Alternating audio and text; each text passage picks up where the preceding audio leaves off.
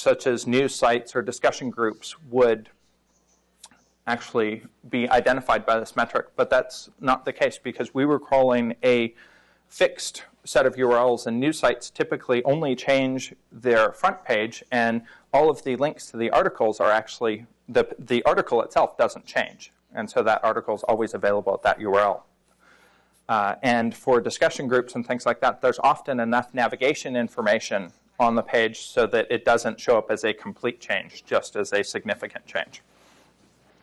So this technique flags 0.93% of all pages in our collection as spam. We can also use these features to cluster NearDuplicate pages into equivalence classes in order to identify content that's been published under, similar content that's been published under many different URLs, even across many different IP addresses.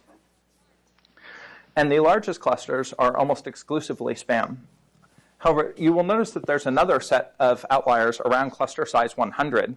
So this is legitimate content replication for things like the PHP documentation, MySQL database documentation, the Linux documentation project, and all of the mirrors of the 2Cow software download site. So this technique flags 1.38% of all documents as spam. And here's a table of the 20 largest clusters. One, in the left-hand column, you have the number of URLs in the cluster, followed by the number of hosts that were symbolic host names that were contained within those URLs. The third column is the number of machines, where the number in parentheses is the number of host names that we couldn't resolve, since we unfortunately did not save the DNS resolution that we did at crawl time, and thus had to re-resolve all of the host names that were contained in our data set. It's followed by a description and a representative URL. Some of the interesting things to look at here are the ratio between the number of hosts in a cluster and the number of machines.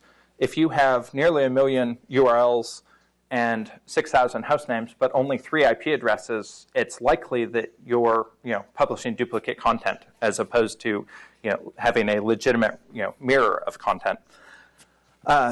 However, if you have something like the next size, where you have a little over 300,000 URLs in a cluster on 335 host names and about 200 IP addresses, that's probably legitimate content replication. And the only other example in here that's particularly interesting is the cluster with a little less than 100,000 pages in it, where the content of the page is nothing but untitled document in the title. So this is some HTML authoring tool that saves pages, and it turns out that a number of people have obviously created empty pages and then had links to them. In this slide, we show you how effective each of these techniques are. The red bar shows the number of pages that were correctly identified as spam out of the flagged candidates. The yellow bar is a soft error page. White is no text. And green is a false positive. As I mentioned earlier, you can see that the hostname resolution technique has the highest false positive rate of any of them. And the word count variance technique is very accurate or precise. However, if you scale each one of these bars by the number of pages that they flag, you'll see that even if you address the issues that are in the hostname resolution technique by using a whitelist, then that technique is far more effective than the word count variance.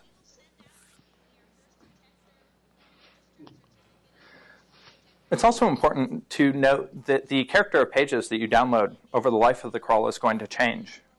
Our data sets, as I mentioned, were both collected using breadth first search crawls starting at the Yahoo homepage. And previous work has shown that the page quality, or more precisely, average page rank, will decrease as the crawl moves forward, which makes sense because high quality sites are going to be well connected and you're going to discover them early in the crawl, where later on the crawler can be dominated by large or infinite sites. So these two graphs show you the percentage of spam candidates flagged over the progression of the crawl for DS2 using both the hostname properties technique and the number of host names per IP address as a predictor. And as you can see, they both flag an increasing percentage of pages as spam as the crawl continues. We believe that this is a good sanity check for any proposed metrics for identifying spam pages. In conclusion, we have identified a number of properties that can be used to flag spam web pages. We found that 8.1% approximately of pages in our collection are web spam. And applying all of these techniques in concert to dataset 1, where we had the retained pages, we can flag 4.96% of these. We expect that if we had link information, we could flag an additional 1.7% of these pages, which would get us to about 75% of the spam pages that we expect exist in our collection. However, 14% of these pages are actually good pages that you wouldn't want to flag as spam web pages. Again, mostly from the hostname resolution technique. So some other interesting things that could be done in this area are to use semantic techniques to determine if the actual words on a page could be used to classify a page as spam or not. And we've actually completed this work with the assistance of a summer intern we had this summer, and we intend on publishing it in the near future. And we also would like to benchmark each of these techniques both individually and combined in order to determine their effectiveness on a data set where we had both link information and the full text of each page, as well as the DNS resolution from crawl time. And if you're interested in more information, we have a project webpage, which unfortunately isn't as up to date as it should be at the moment, but the URL is on the slides. Thank you. With that many slashes in the URL, do you think you'd be flagged as spam there? Well, if that correlation existed, that's not a particularly deep tree. If we had a host name such as this dot is dot, an example of why web spam is bad, .research.microsoft.com, I would expect that to be flagged as spam. As you come up with a list of pages, like presumably if you crawl over the internet and find all these, is there anything legally you can do as far as saying, hey, these guys are just putting this up for the sole sake of spamming people, which makes everyone's life miserable, stop them? Well, if you run a search engine, you can penalize them in a number of ways. You can reduce the ranking that their results have and yet still leave them in your index.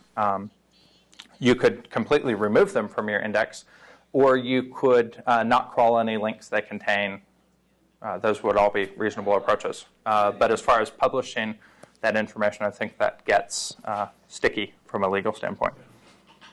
But I'm not a lawyer. Work with Google or Yahoo or any of the other various search engines showing them this?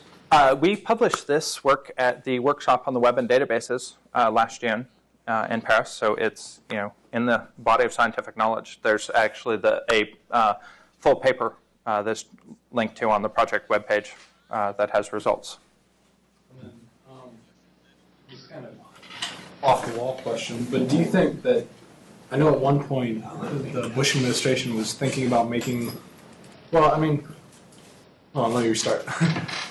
Part of an issue that a lot of people are having is filtering out pornography so that on like public machines and stuff like that. Do you think, because I noticed that on the web page you had a number of different, one of your categories was pornography. Can this technology possibly be adapted or used to identify pornography sites as well? It could be potentially a component of that, but it would be fairly easy if you were running said pornography site to not violate any of the properties that we listed here. And from that aspect, it wouldn't truly identify pornography as it would identify people who are trying to artificially inflate the linking of their pornography site. There's actually a number of those examples did happen to be pornography. I kind of kept a tally on the side when I was doing a fair amount of that sampling because I expected that if most of that would be pornography. There's actually a fair amount of spam that's not pornography that exists. It just didn't happen to be in the list of the largest cluster.